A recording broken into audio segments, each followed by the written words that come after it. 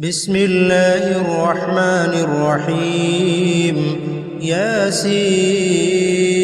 والقرآن الحكيم إنك لمن المرسلين على صراط مستقيم تنزيل العزيز الرحيم لتنذر قوما ما أنذر آباؤهم فهم غافلون لقد حق القول على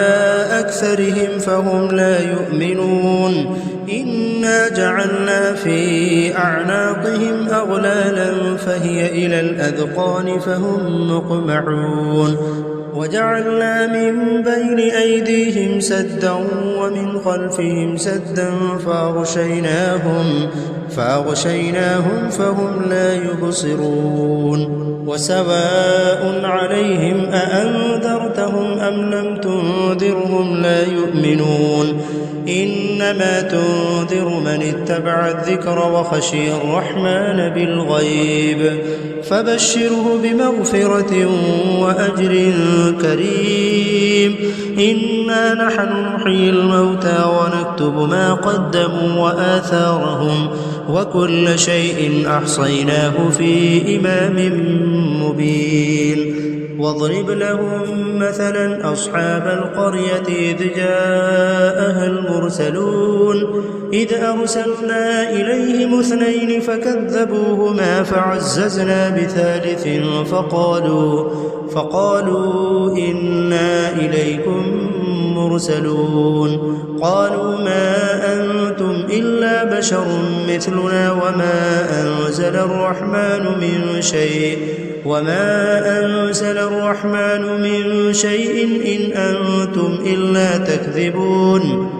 قالوا ربنا يعلم إنا إليكم لمرسلون وما علينا إلا البلاغ المبين قالوا إنا تطيرنا بكم لئن لم تنتهوا لنرجمنكم وليمسنكم منا عذاب أليم قالوا طائركم معكم أئن ذكرتم بل أنتم قوم مسرفون وجاء من أقصى المدينة رجل يسعى قال يا قوم اتبعوا المرسلين اتبعوا من لا يسألكم أجرا وهم مهتدون وما لي لا أعبد الذي فطرني وإليه ترجعون أأتخذ من دونه آلهة إن يردني الرحمن بضر لا تغن عني شفاعتهم شيئا ولا ينقذون إني إذا لفي ضلال مبين إني آمنت بربكم فاسمعون قيل ادخل الجنة قال يا ليت قومي يعلمون بما غفر لي ربي وجعلني من المكرمين وما أنزلنا على قومه من بعده من جند من السماء وما كنا منزلين إن كانت إلا صيحة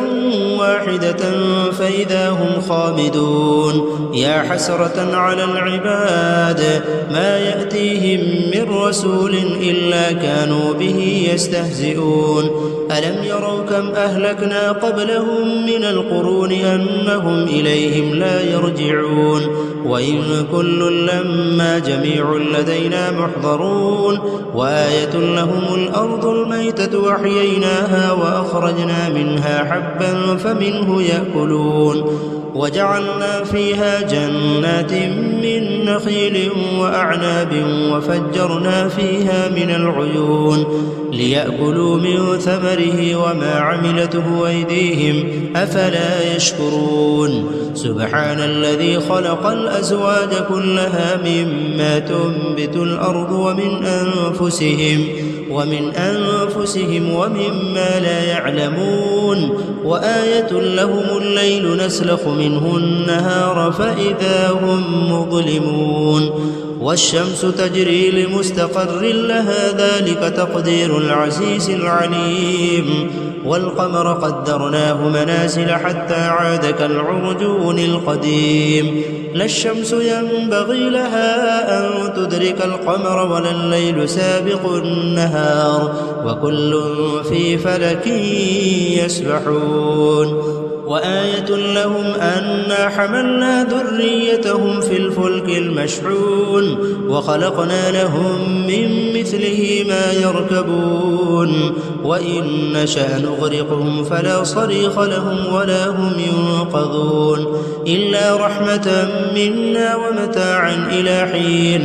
وإذا قيل لهم اتقوا ما بين أيديكم وما خلفكم لعلكم ترحمون وما تأتيهم من آية من آيات ربهم إلا كانوا عنها معرضين وإذا قيل لهم أنفقوا مما رزقكم الله قال الذين كفروا للذين آمنوا أنطعم من لو يشاء الله أطعمه إن أنتم إلا في ضلال مبين ويقولون متى هذا الوعد إن كنتم صادقين ما ينظرون إلا صيحة واحدة تأخذهم وهم يخصمون فلا يستطيعون توصية ولا إلى أهلهم يرجعون ونفخ في الصور فإذا هم من الأجداث إلى ربهم ينسلون قالوا يا ويلنا من بعثنا من مرقدنا هذا ما وعد الرحمن وصدق المرسلون إن كانت إلا صيحة واحدة فإذا هم جميع لدينا محضرون فاليوم لا تظلم نفس شيئا ولا تجزون إلا ما كنتم تعملون إن أصحاب الجنة اليوم في شغل فاكهون هم وأزواجهم في ظلال على الأرائك متكئون لهم فيها فاكهة ولهم ما يدعون سلام قولا من رب رحيم وامتازوا اليوم أيها المجرمون ألم عاهد إليكم يا بني آدم ألا تعبدوا الشيطان إنه لكم عدو مبين وأن اعبدوني هذا صراط مستقيم ولقد أضل منكم جبلا كثيرا أفلم تكونوا تعقلون هذه جهنم التي كنتم توعدون اصلوها اليوم بما كنتم تكفرون اليوم نختم على أفواههم وتكلمنا أيديهم وتشهد أرجلهم بما كانوا يكسبون ولو نشاء لطمسنا على أعينهم فاستبقوا الصراط فأنى يبصرون ولو نشاء لمسخناهم على مكانتهم فما استطاعوا مضيا ولا يرجعون ومن نعمره ننكسه في الخلق أفلا يعقلون وما علمناه الشعر وما ينبغي له إن هو إلا ذكر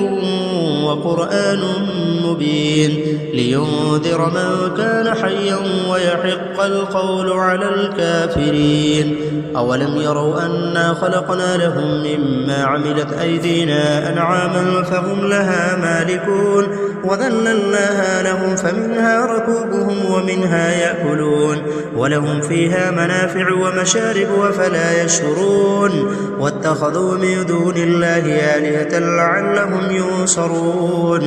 لا يستطيعون نصرهم وهم لهم جند محضرون فلا يحزنك قولهم إنا نعلم ما يسرون وما يعلنون أولم ير الإنسان أنا خلقناه من نطفة فإذا هو خصيم مبين وضرب لنا مثلا ونسي خلقه قال من يحيي العظام وهي رميم قل يحييها الذي أنشأها أول مرة وهو بكل خلق عليم الذي جعل لكم من الشجر الأخضر نارا فإذا أنتم منه توقدون أوليس الذي خلق السماوات والأرض بقادر على أن يخلق مثلهم بلى وهو الخلاق العليم إنما أمره إذا أراد شيئا أن يقول له كن فيكون فسبحان الذي بيده ملكوت كل شيء وإليه ترجعون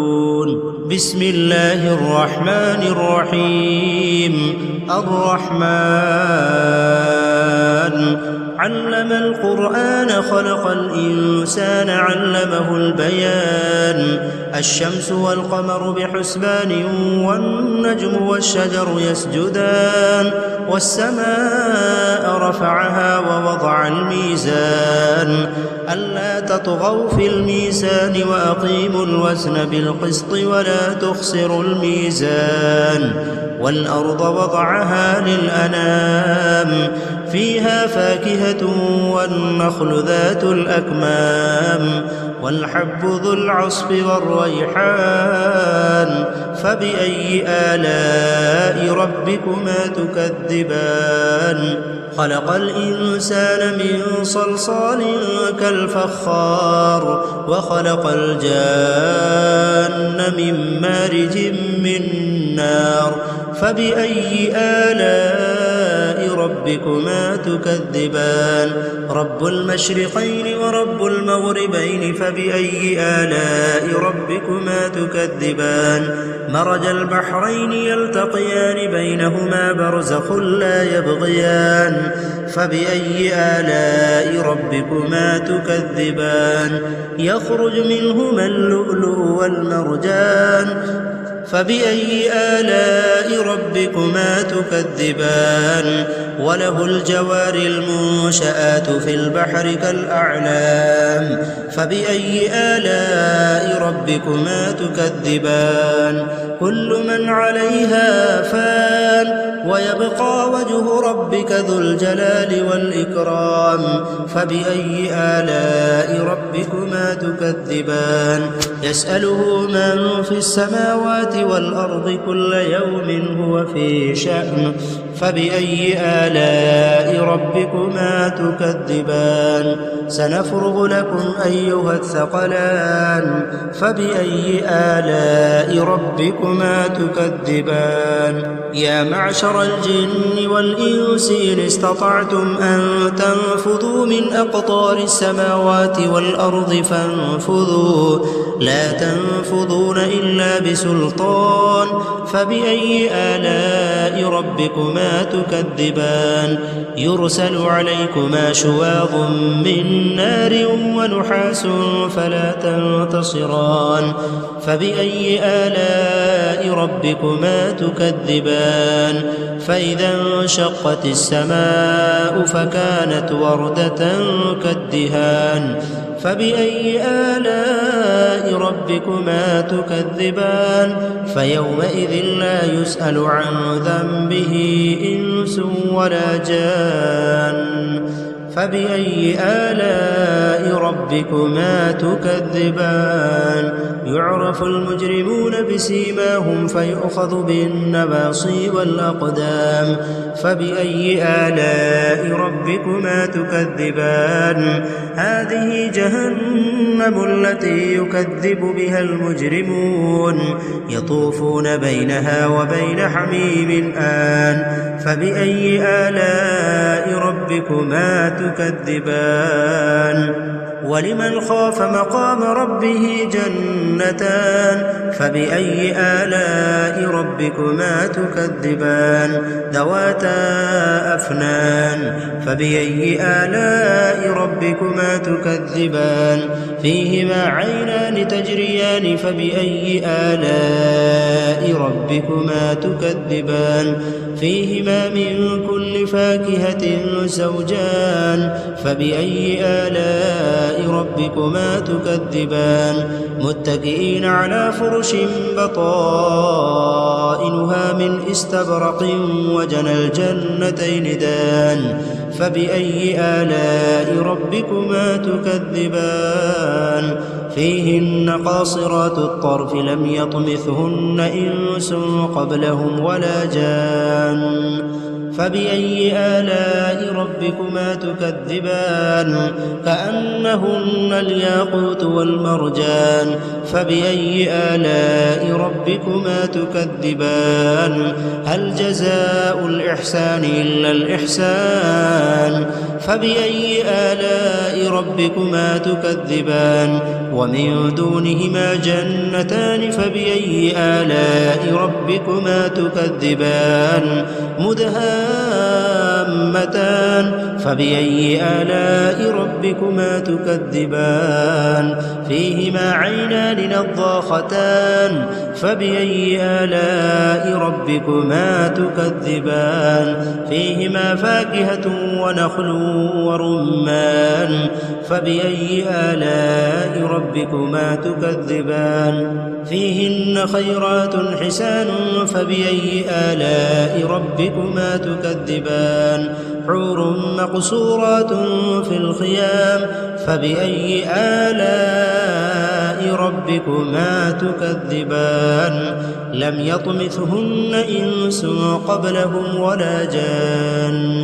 فبأي آلاء ربكما تكذبان متكئين على رفرف خضر وعبقري حسان فبأي آلاء ربكما تكذبان تبارك اسم ربك ذي الجلال والإكرام بسم الله الرحمن الرحيم إذا وقعت الواقعة ليس لوقعتها كاذبة خافضة رافعة إذا رجت الأرض رجا وبست الجبال بسا فكانت هباء منبثا وكنتم أزواجا ثلاثة فأصحاب الميمنة ما أصحاب الميمنة وأصحاب المشأمة ما أصحاب المشأمة والسابقون السابقون أولئك المقربون في جنات النعيم ثلة من الأولين وقليل من الآخرين على سرر موضونة متكئين عليها متقابلين يطوف عليهم ولدان مخلدون بأكواب وأباريق وكأس من معين لا يصدعون عنها ولا ينزفون وفاكهة مما يتخيرون ولحم طير مما يشتهون وحور عين كأمثال اللؤلؤ المكنون جزاء بما كانوا يعملون لا يسمعون فيها لغوا ولا تأثيما إلا قيلا سلاما سلاما وأصحاب اليمين ما أصحاب اليمين في سدر مخضود وطلح منضود وظل ممدود وماء مسكوب وفاكهة كثيرة لا مقطوعة ولا ممنوعة وفرش مرفوعة إنا أنشأناهن إنشاء فجعلناهن أبكارا عربا أترابا لأصحاب اليمين ثلة من الأولين وثلة من الآخرين وأصحاب الشمال ما أصحاب الشمال في سموم وحميم وظل من يحموم لا بارد ولا كريم إنهم كانوا قبل ذلك مترفين وكانوا يصرون على الحنث العظيم وكانوا يقولون أئذا متنا وكنا ترابا وعظاما أئنا لمبعوثون أو آباؤنا الأولون قل إن الأولين والآخرين لمجموعون إلى ميقات يوم معلوم ثم إنكم أيها الضالون الضالون المكذبون لآكلون من شجر من زقوم فمالئون منها البطون فشاربون عليه من الحميم فشاربون شرب الهيم هذا نزلهم يوم الدين نحن خلقناكم فلولا تصدقون أفرأيتم ما تمنون أأنتم تخلقونه أم نحن الخالقون نحن قدرنا بينكم الموت وما نحن بمسبوقين على أن نبدل أمثالكم وننشئكم فيما لا تعلمون ولقد علمتم النشأة الأولى فلولا تذكرون أفرأيتم ما تحرثون أأنتم تزرعونه أم نحن الزارعون لو نشاء لجعلناه حطاما فظلتم تفكهون إنا لمغرمون بل نحن محرومون أفرأيتم الماء الذي تشربون أأنتم أنزلتموه من المزن أم نحن المنزلون لو نشاء جعلناه أجاجا فلولا تشكرون أفرأيتم النار التي تورون أأنتم أنشأتم شجرتها أم نحن المنشئون نحن جعلناها تذكرة ومتاعا للمقوين فسبح باسم ربك العظيم فلا أقسم بمواقع النجوم وإنه لقسم لو تعلمون عظيم إنه لقرآن كريم في كتاب مكنون لا يمسه إلا المطهرون تنزيل من رب العالمين أفبهذا الحديث أنتم مدهنون وتجعلون رزقكم أنكم تكذبون فلولا إذا بلغت الحلقوم وأنتم حينئذ تنظرون ونحن أقرب إليه منكم ولكن لا تبصرون فلولا إن كنتم غير مدينين ترجعونها إن كنتم صادقين فأما إن كان من المقربين فروح وريحان وجنة نعيم وأما إن كان من أصحاب اليمين فسلام لك من أصحاب اليمين وأما إن كان من المكذبين الضالين فنزل من حميم وتصلية جحيم إن هذا لهو حق اليقين فسبح باسم ربك العظيم بسم الله الرحمن الرحيم تبارك الذي بيده الملك وهو على كل شيء قدير الذي خلق الموت والحياة ليبلوكم أيكم أحسن عملا وهو العزيز الغفور الذي خلق 7 سماوات طباقا ما ترى في خلق الرحمن من تفاوت فارجع البصر هل ترى من فطور ثم ارجع البصر كرتين ينقلب إليك البصر خاسئا وهو حسير ولقد زينا السماء الدنيا بمصابيح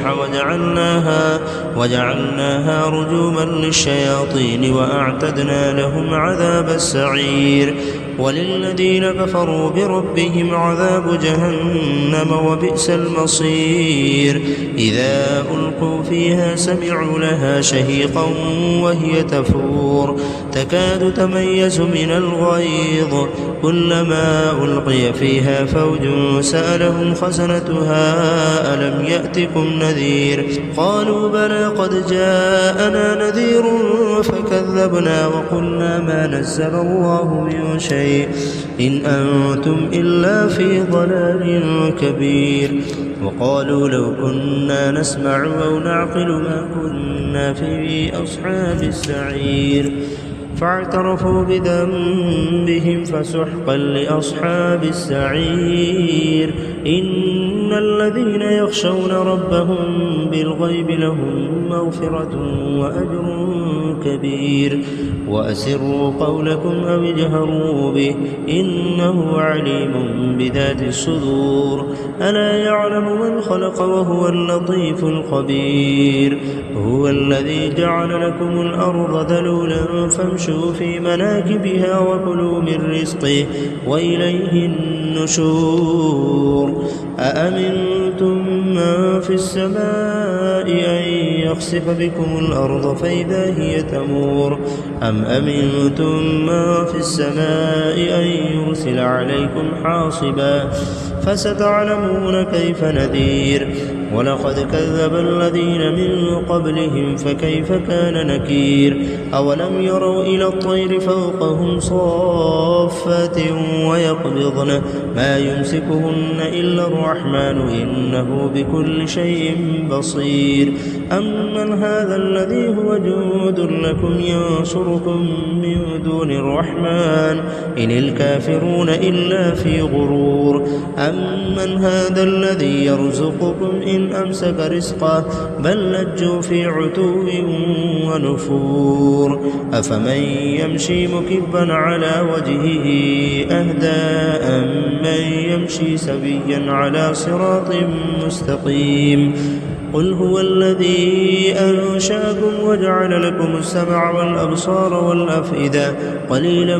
ما تشكرون قل هو الذي ذرأكم في الأرض وإليه تحشرون ويقولون متى هذا الوعد إن كنتم صادقين قل إنما العلم عند الله وإنما أنا نذير مبين فلما رأوه زلفة سيئت وجوه الذين كفروا وقيل هذا الذي كنتم به تدعون قل أرأيتم إن أهلكني الله ومن معي أو رحمنا فمن يجير الكافرين من عذاب أليم قل هو الرحمن آمنا به وعليه توكلنا فستعلمون من هو في ضلال مبين قل أرأيتم إن أصبح ماؤكم غورا فمن يأتيكم بماء معين